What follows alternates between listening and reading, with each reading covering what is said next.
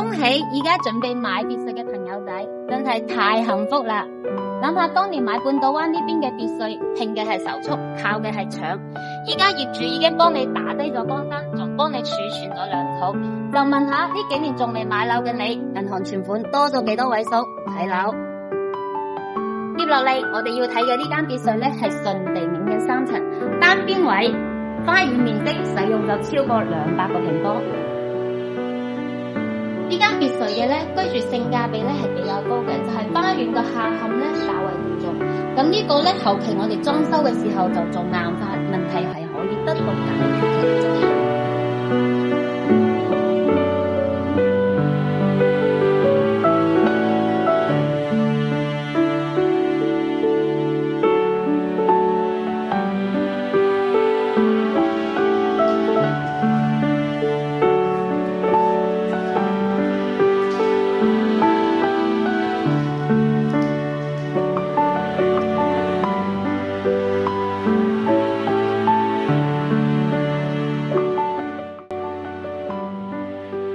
呢間別墅189個平方，但係實用可以高達